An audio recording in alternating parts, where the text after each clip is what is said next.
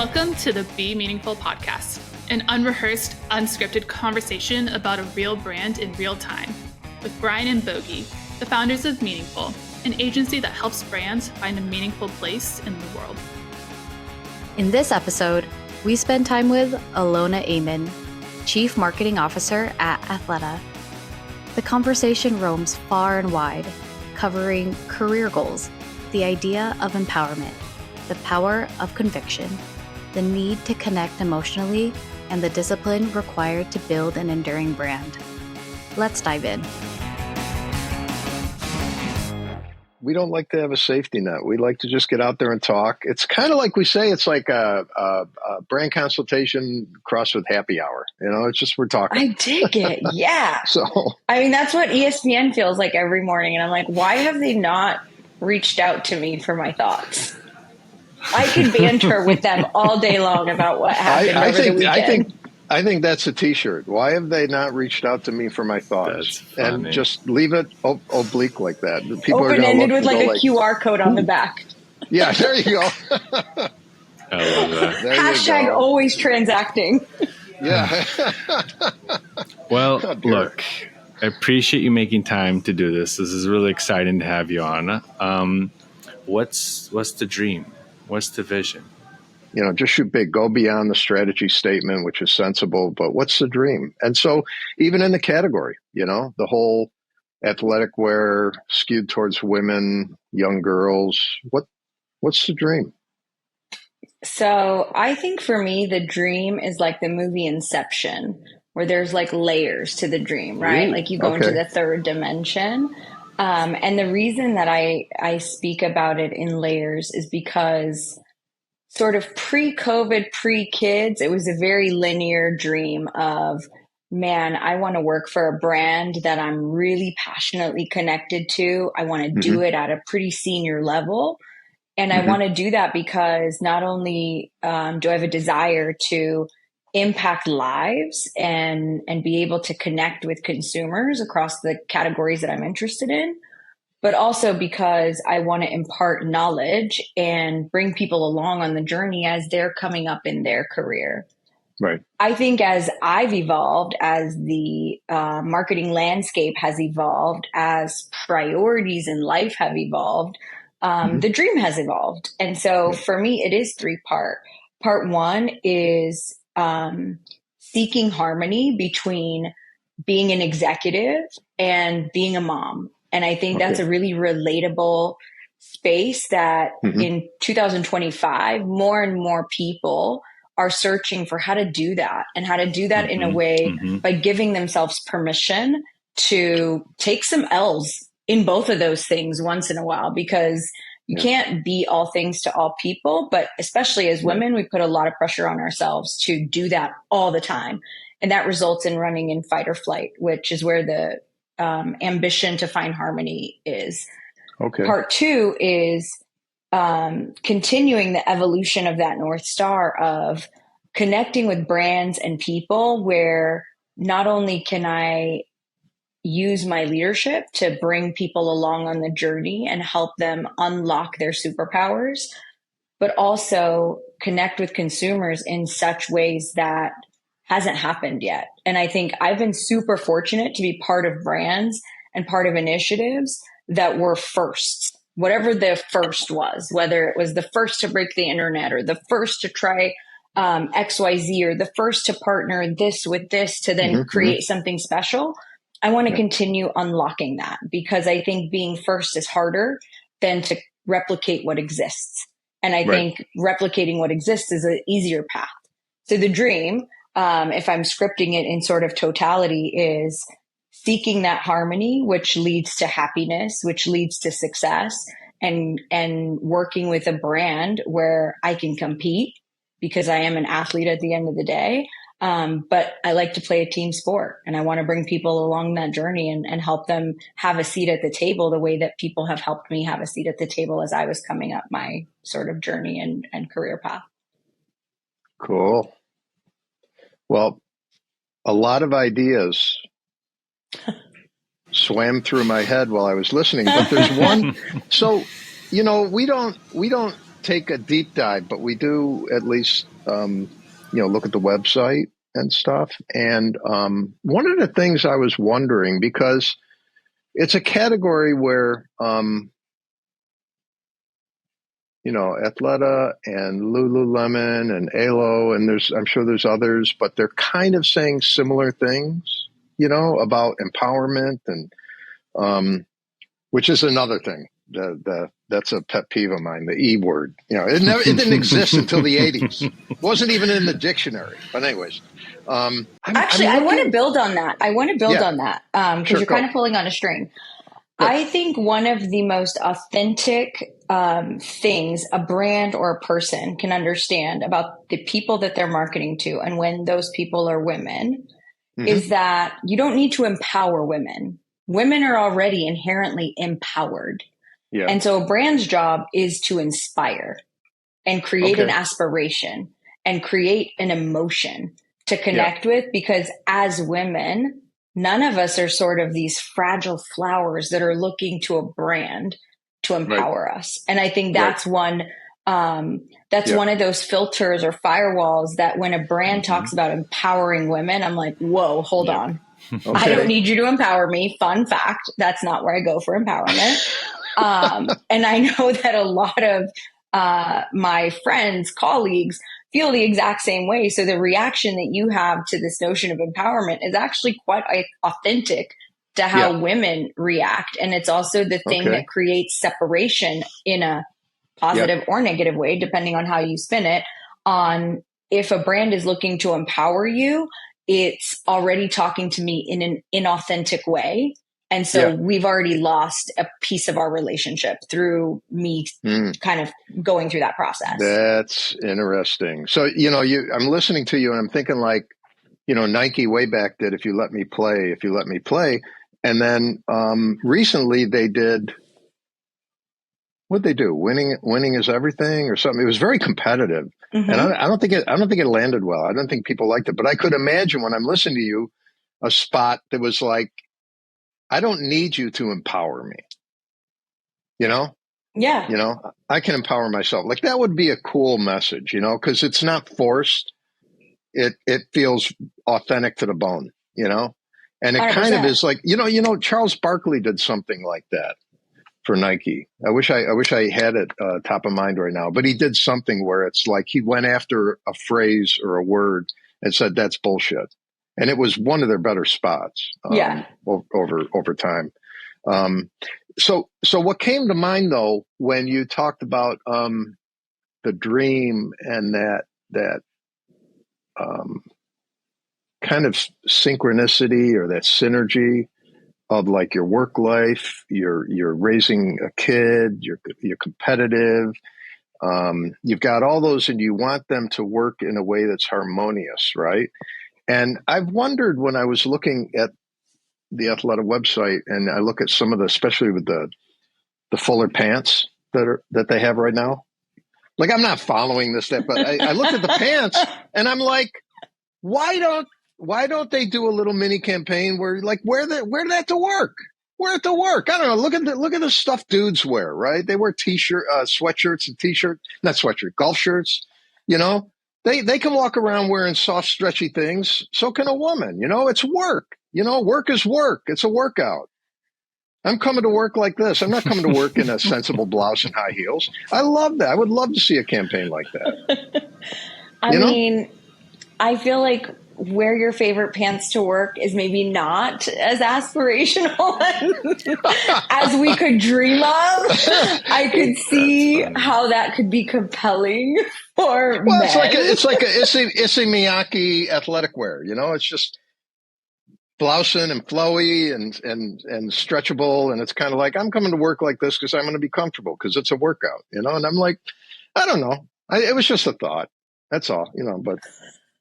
I mean, I love where you're going. I think what's always really interesting, and having been in a category that has women at sort of the center of the bullseye, the thing that's always very, very consistent is, again, like the need to connect emotionally to reduce a one-time transaction. So I think, while yes, talking about this notion of comfort is great. Mm-hmm. It will connect and land at a transactional level. And I don't know that there's longevity in that. I think for women, if I'm speaking for myself, or even, again, women that I'm constantly in conversation with, there has to be an emotional connection for where I'm going to spend my dollar, my share of wallet. There has to be something there beyond just the textile itself, because to what you mentioned with at the beginning around everyone's sort of saying and doing very similar things. The market is quite crowded and quite saturated. So what is going to be the point of difference on the breakout brands? And what Nike does really well is it carves out a lane where it's going to be very competitive. And Nike got away from that for a very long time. It's for some people, it's not for other people. But I think that's very intentional for them. Like the notion of just being democratic for the sake of democratic, there's less and less of that, because more brands are saying, this is who I want to go after. Here's what I want to stand for. And I know the power of influence that this cohort has. So when I connect with this segment, everyone else kind of comes to play along. And that's where I think, again, like aspiration, inspiration, and finding those synergies, because there's too many options. We have too many options. You can't die on pants alone, regardless of how comfortable they are.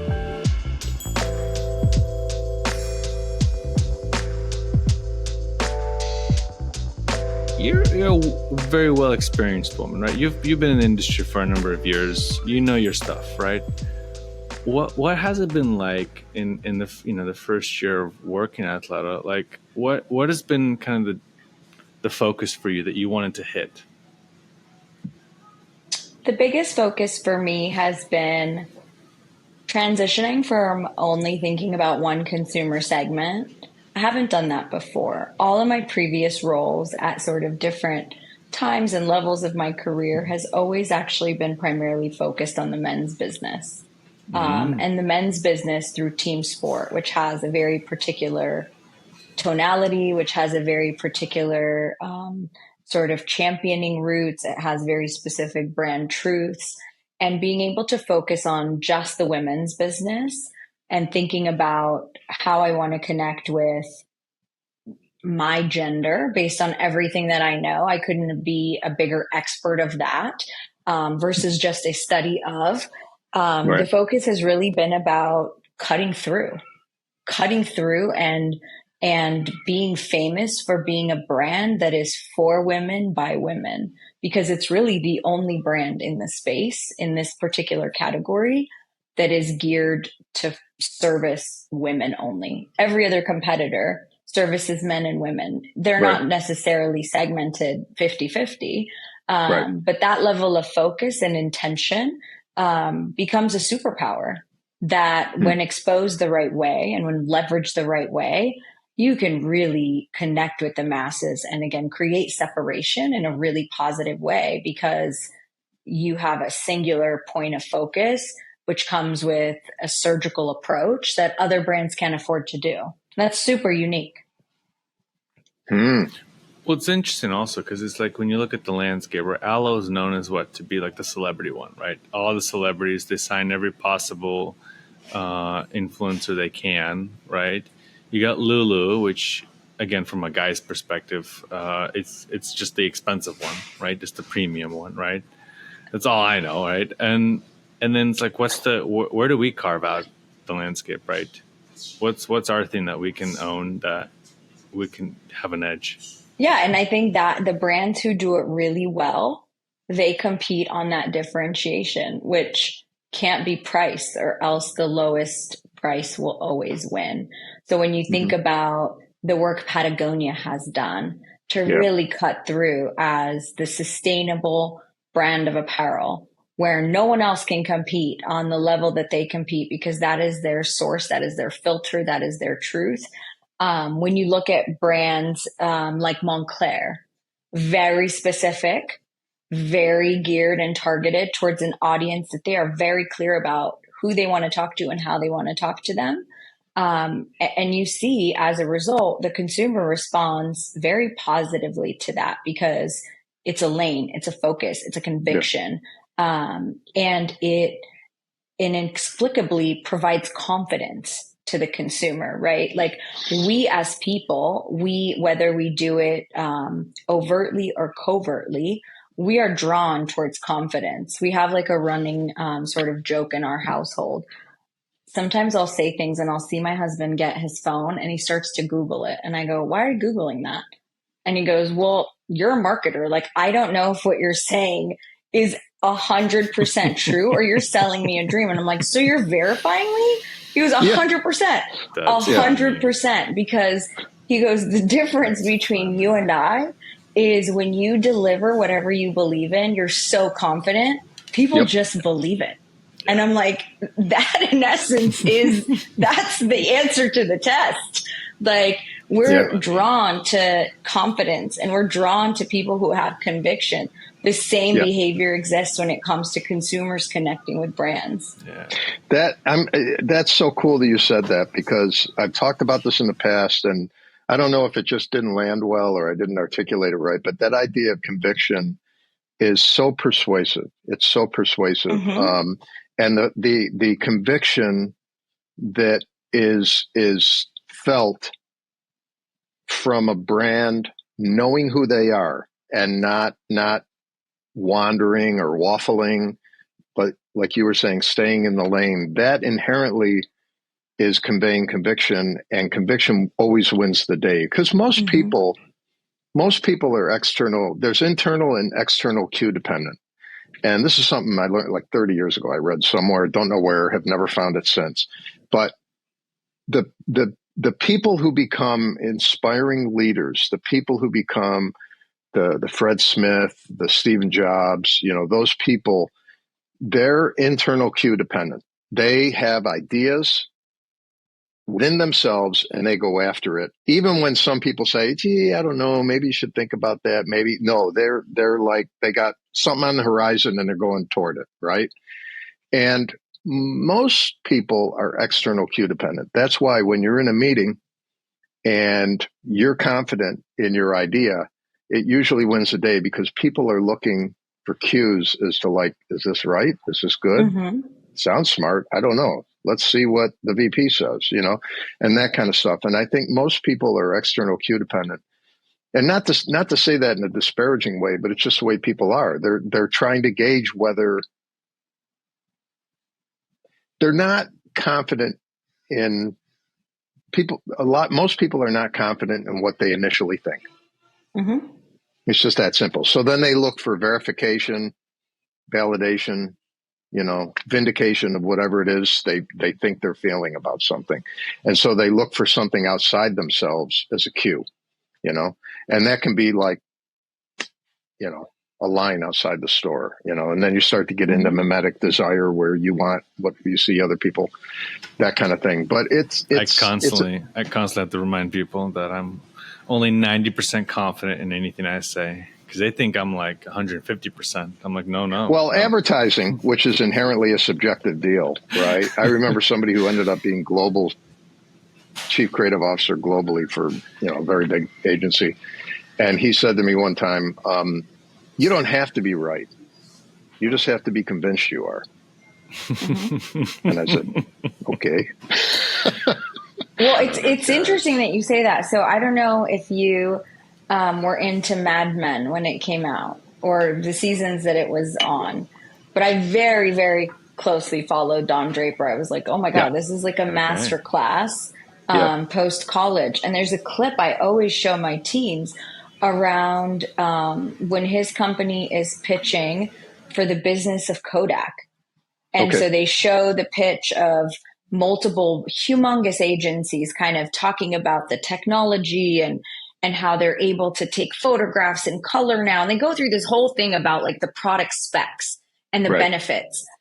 And then the last pitch is from Don and his team. And they basically take you through this archive of moments in Don's life where he got married, he had kids, his kids crawled, his kids walked, he celebrated his anniversary, and it gets right to the point right before he gets a divorce. And then the camera kind of cuts off, and he ends it with this whole monologue around Kodak is about capturing emotion. It's about revisiting your core memories. It's about the hold that it has on you, that you can go back to an experience time and time again. Never once did he talk about the technology or the product benefits. And everyone in that room was just like in tears, ready to sign the account. And I was like, that's exactly it. Like, if you don't know how to market, if you don't know how to advertise, watch a season of Mad Men. You will be an expert because it hits on all of those cues of human behavior is human behavior. And while we have more access and we have more resources than we've ever had before, at the end of the day, psychologically, we're still the same. Yeah, the things that drive people, their dreams and aspirations and desires are pretty immutable over time. It's the same things.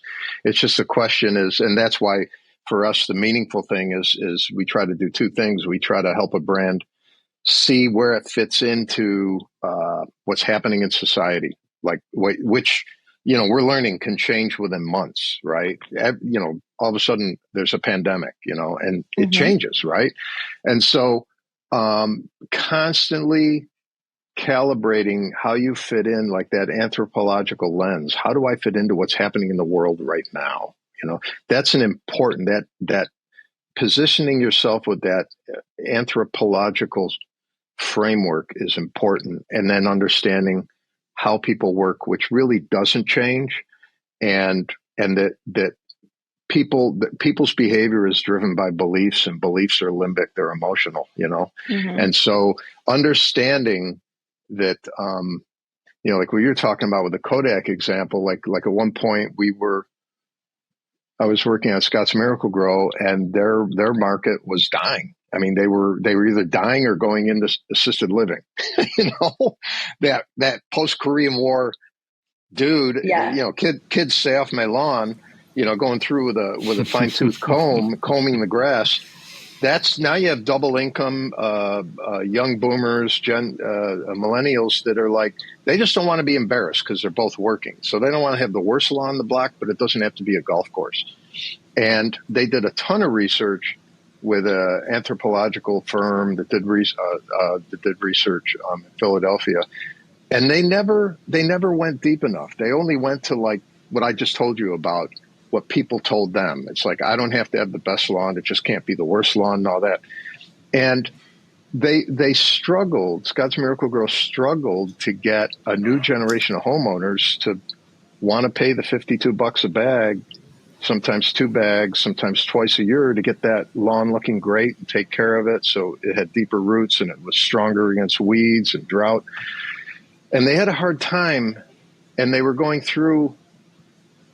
racking their brain going, well, it's not a lawn, it's grass. And then they had this stupid insight, which was like, oh, grass is a plant and it needs to be nurtured. I mean, great, now you're giving me more shit to do.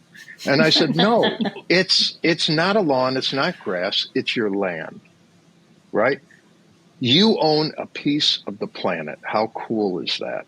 Right? And so all of a sudden, it's the privilege of ownership versus the responsibility of ownership, shifting it. And that would immediately speak to people about, like, especially if you do like Bruce Springsteen, this land is your land, this land is my land, and you just see people taking care of their land. You don't even have to say anything. You just say, Scott's Miracle-Gro, because it's your land. You know? It's like, wow, now I get it. You've connected it at a deep level and awakened this thing where, like, I'm kind of, because, people are working, and then on the weekend they want to hide their lawn because it's got weeds or it's brown or it's something like that. And it's also the shift, right? The shift went from the front yard to the backyard, and that's a huge outdoor cultural living shift. Right? Yeah, instead of a trophy lawn, it's the outdoor living room. But I think all of those insights, it validates that from a brand and from a marketing standpoint, it's the same formula. Like, consumer insights inform brand direction. It's not brands that inform we should do blah, blah, blah. It's take an insight and then take a behavior and merge them together. And it sounds very simple, yet a lot of brands struggle, and a lot of brands spend a lot of money for data on data on data on data, only to land on a proposition that still doesn't hit, because at the center of that consumer insight, that consumer behavior, you're missing that like emotional part. And I tell my teams all the time, in majority of the places that I worked, one thing that Nike taught me, and it teaches anyone who's gone through that machine, is the consumer always decides. Doesn't matter what brand, what category, the consumer always decides. And part of the forcing mechanism that Nike unlocked is living and participating in the places of the consumers you want to talk to. So sometimes in modern marketing, what I have a hard time with, and this is where like data and the art have a creative tension, is I see the data. I love the data. The data lives in the past. As a marketer, my job is to think about the future.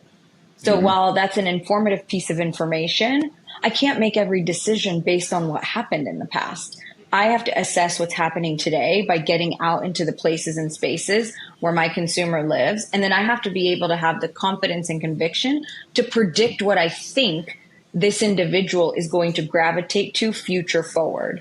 And I don't think majority of brands have mastered that, which is why the ones who have are standouts, and they're crushing it time and time again. Yeah.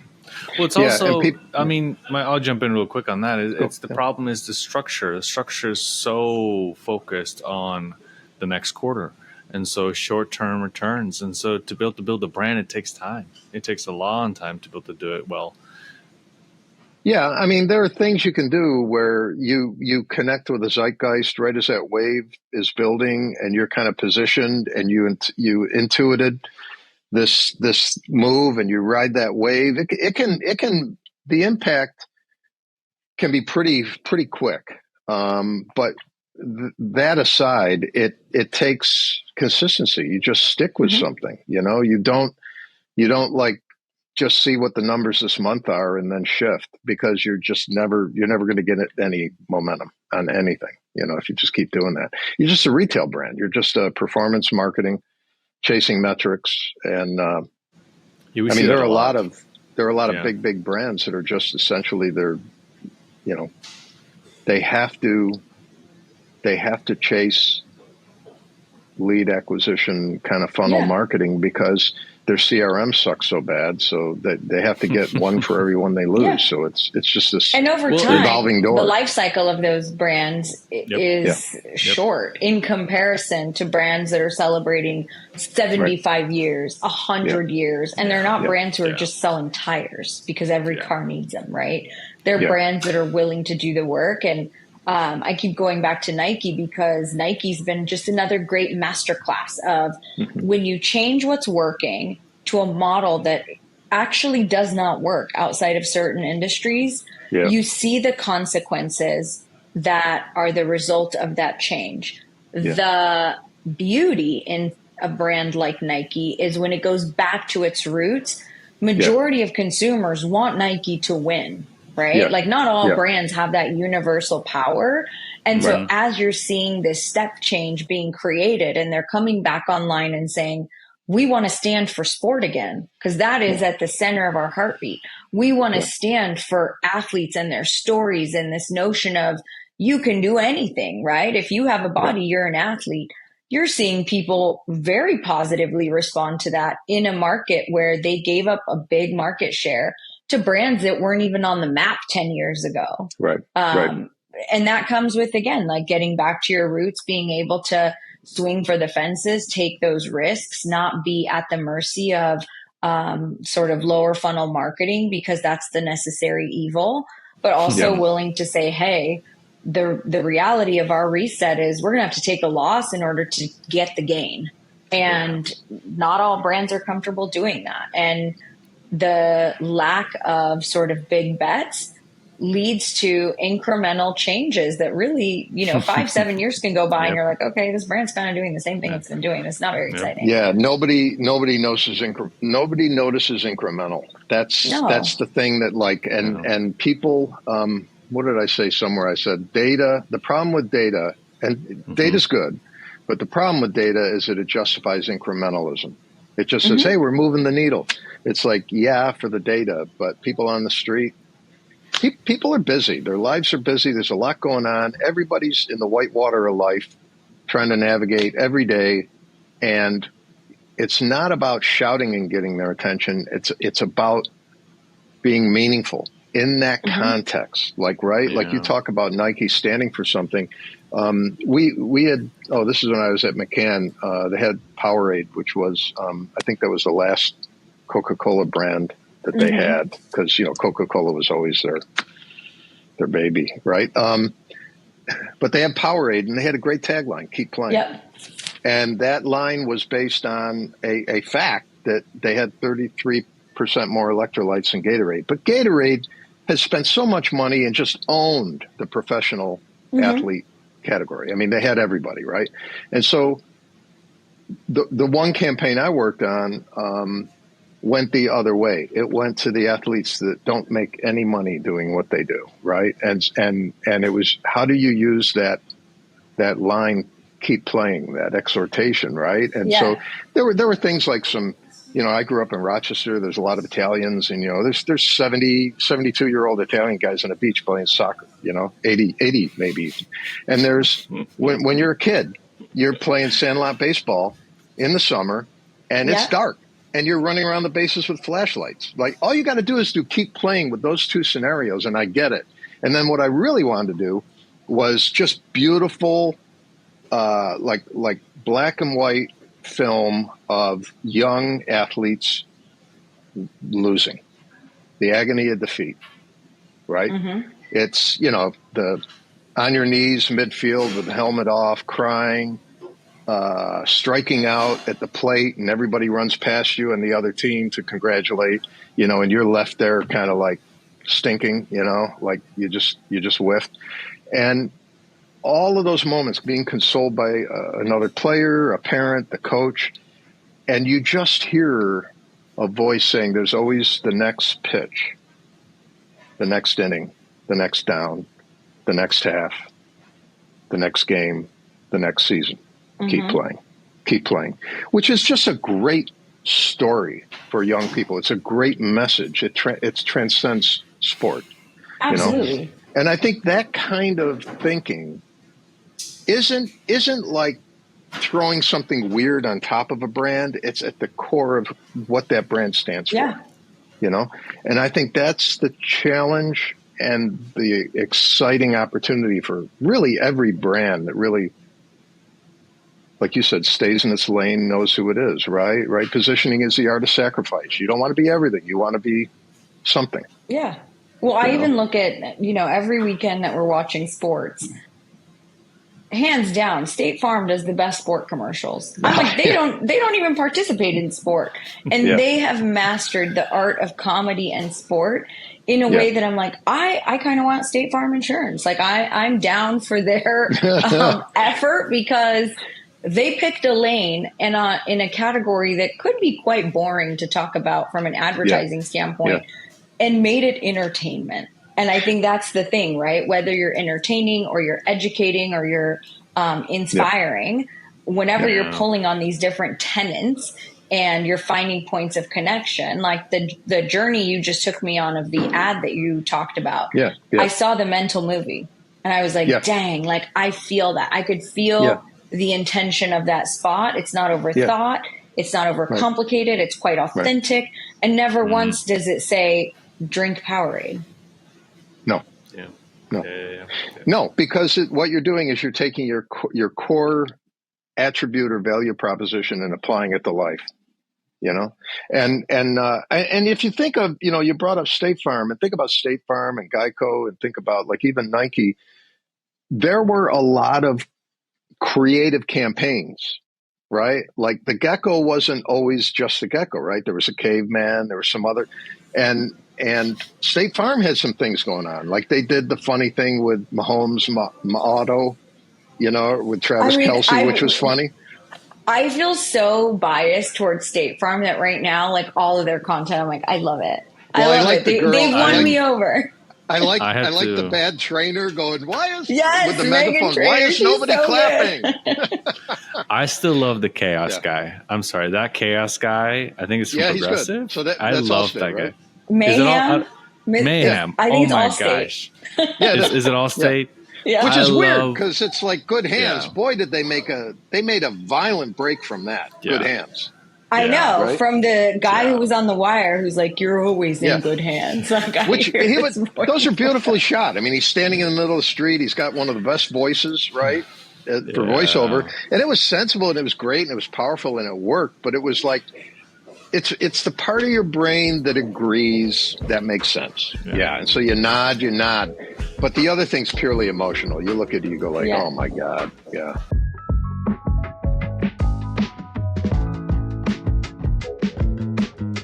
Social media, influencers. Let's talk about that for a second. Such a fun topic. It's such a fun topic. What do you think? I love the idea that anyone can be a brand and anyone can have a voice. I think social media is very powerful like that. Mm-hmm.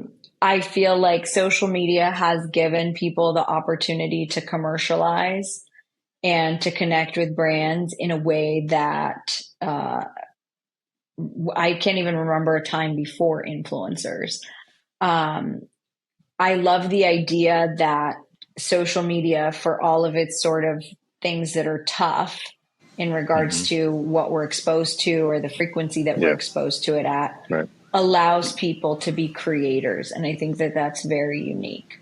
Where I personally struggle is influencer marketing to me has become very similar to performance marketing to me, where it's not even about good or bad content. It's about how much money can you throw in to be part of the algorithm.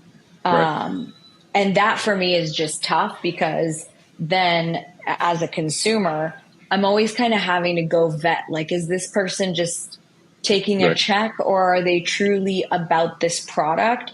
Also, because I'm on the other end of it too, right? Like, I'm trying to find ways in the brands that I've worked at to say, who are our creators? Who are our ambassadors of the brand? Who is going to help us create influence beyond the brand talking to its consumer? So I have this tension that always exists with influencers of, I'm really doubling down on, okay, authenticity. Is this person just slinging Viore one day, Lulu another day, Athleta, Nike, or are they truly like, hey, this is the brand that I stand for because of my values, their values, whatever it might be, but it is very sort of curated. So that's for me where influencers is a little tough. And I think as more and more people are entering the space, there's definitely, like, when I'm doing sort of my mindless scrolling at the end of the night, I'm like, come on, what have I done to fall into this algorithm and this is what I'm getting served? Like, what in the world? Well, that's why I never turn the volume on, because once you turn the volume on and then you start scrolling, it's just chaos. You're in a flack field. Well, it's interesting, Brian. We always say this about Gen Z, right? They're really good at avoiding. They're really good whatever at they don't things. want. Yeah, they're the most challenging generation. You know, it's kind of a false construct, really. But just for sake of conversation, Gen Z is kind of like, it's the hardest generation to market to right now because they're very good at avoiding whatever they don't want. They're just very good at and it. I think they're like the ultimate anti-loyalists. Like, I grew up at a time where you never saw somebody wearing an Adidas sweatshirt with Lululemon leggings, an Aloe sock, and an On shoe. Like, you would be written off the planet if that was your combo. Yep. Whereas now there's this culture of like, I can because I can. Yeah. Do something about it. Like, if I feel like this has cultural equity or currency, I'm going to put it on my body because despite everybody's sort of race to be self-expressive, we still live in such a homogenous state. I had the strangest, and maybe it's not strange because I'm in this field. I had the strangest observation last week. My daughter started school. This is the first time she's going to organize school. And so every morning I drop her off and I'm sort of observing Her school is pre-K through 2, second grade. Yeah. And I'm observing, and it's definitely skewed like 90% women, 10% men. So I'm already like, cool, I'm in my sweet spot of like, this is my demo. And then I'm like, there's like a mom uniform.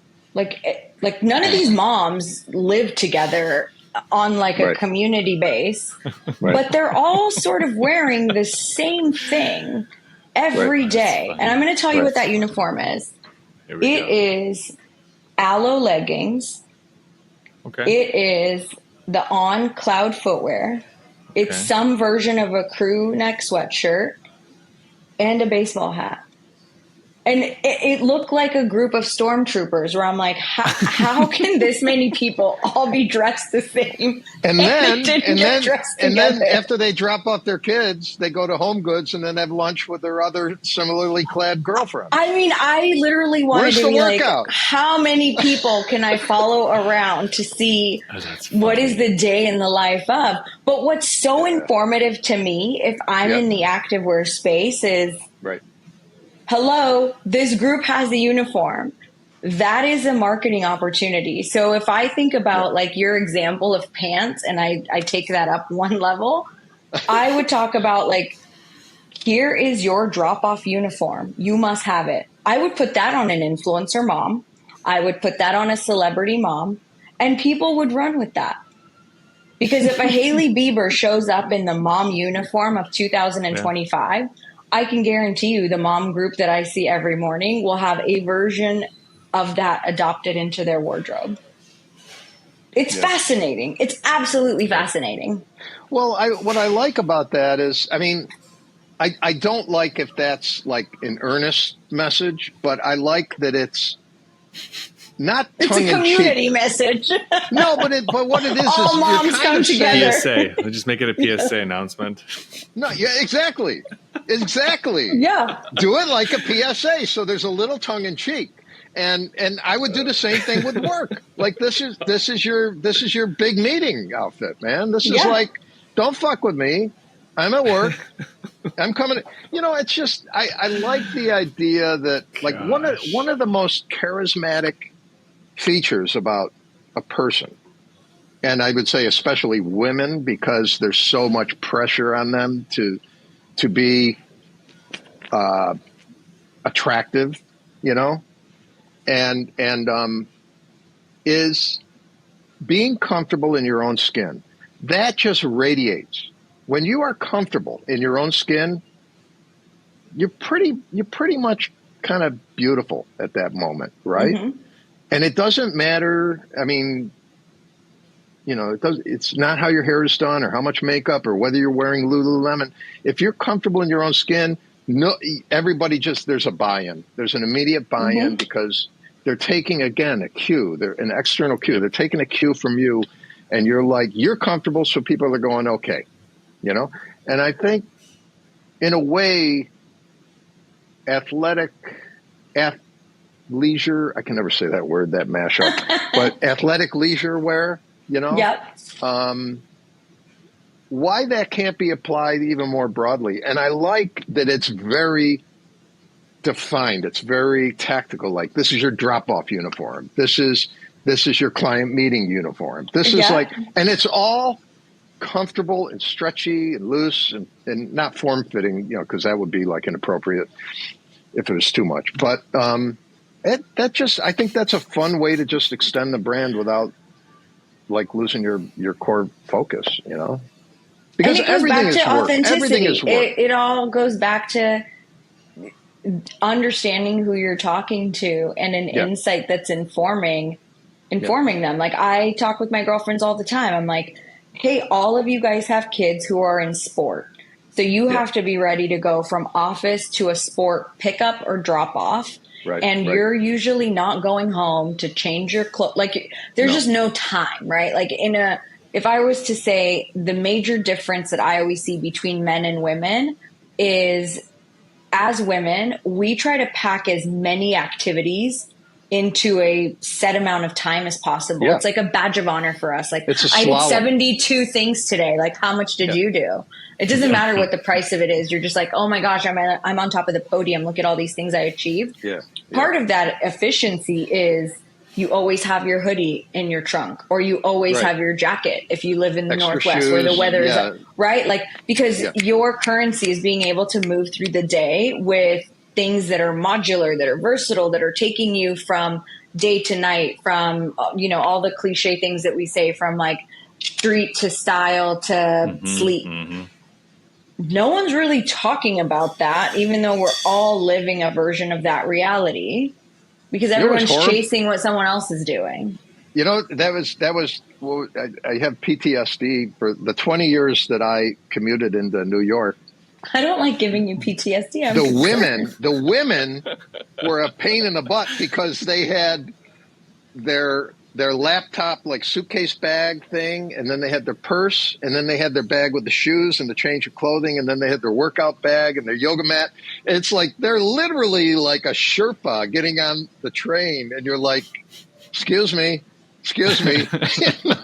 Well, no, my husband will ask when I leave the house, he's like, why do you have a purse inside a purse? He's like, why don't you have one purse? And I'm like, don't you come back with like, why don't you have better eyebrows? Like, just throw something back at them so it's no, because I always feel like I have to like defend my honor. Like, this is our house is like a version of court where I'm like, well, let me show you the evidence as to why I'm going to win this case.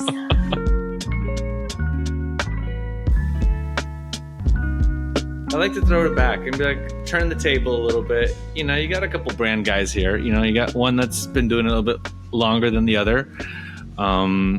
Questions for us? Just a little bit. I mean, yeah. What's your North Star with this content series? Like, not on an episodic level, but on like what's the North Star? What is it saying on the tombstone?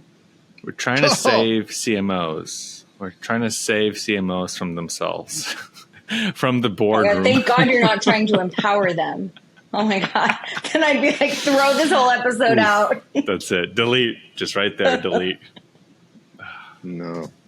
I think, you know, for me, I've always, very early in my career, and it was a little unsettling. I'm gonna paraphrase Studs Terkel in his book Working. One of his characters said, "Jobs aren't big enough for people." And one of the things that I just couldn't get excited about just doing an ad, just doing a tactical. I mean, I would work hard and, you know, hand kern type and make it look good and win awards, but it was never enough. And for me, what has kept me interested in the business is that desire to help a brand. You know, I know this is kind of a catchphrase for us anyways, to like find a meaningful place in the world, like help them really understand. And it's really rewarding when a client, like we worked with a logistics company that was just, you know, the original founder and family run for 36 years. And, you know, they had all the trucks and all the tools and all the cranes and all the ability and the location, but none of that laddered up to a thing. And we said to them, like, what can you do that somebody else with the same capabilities cannot do? Mm-hmm. And it had to do not with their capabilities. It had to do with their ethos, their work ethic, right? They solved things. They figured shit out. They got it done. And they had history after history, case study after case study, where they figured out things that big global logistic companies either couldn't or didn't bother doing. Mm-hmm. And they figured it out. They took it on. They got it done.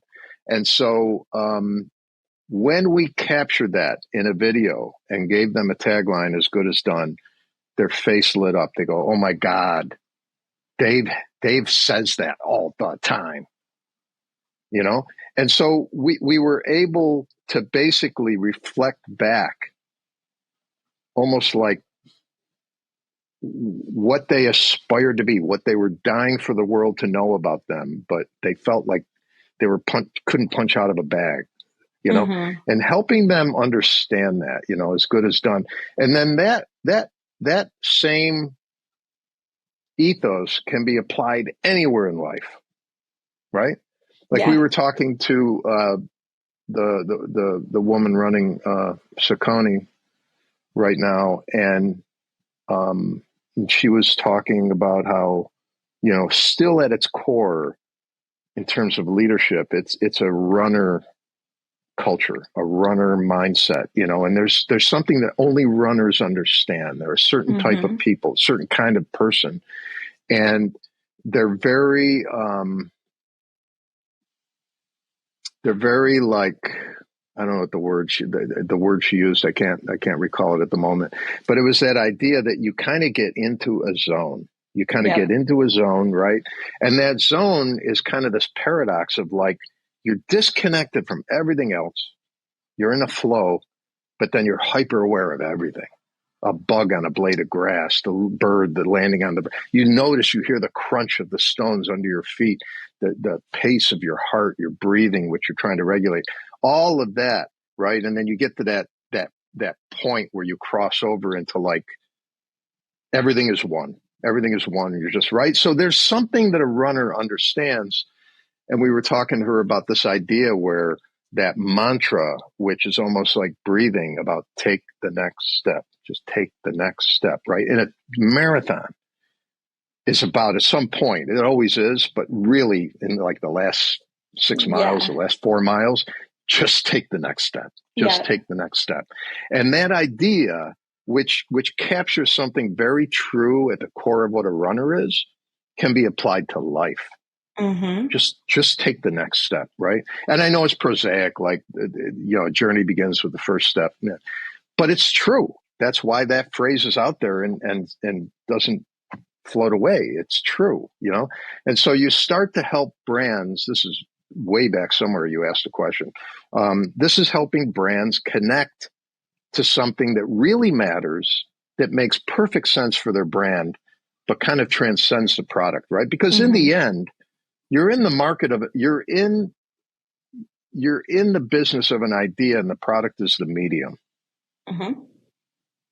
And a lot of that's just risky, crazy for a lot of marketers. They're like, "What? What are you talking about? It's the product." And you're like, the product is just a vehicle by which you connect over an idea with somebody, right? And that's what's your why. That's Simon Sinek's thing, right? Start with, don't start with what, start with why, you know? So anyways, could not somewhere agree in there more. was I an love answer. that. Yeah. No, I love it. I followed that entire track. Well, it was amazing having you. So thank you so much for making time. Thank you. You're very lovely. So this was a very enjoyable conversation. Okay, I love that. We're not getting canceled. And I am looking forward to having you for season 4 in person. So season 4 is in person. So okay, I'm stoked.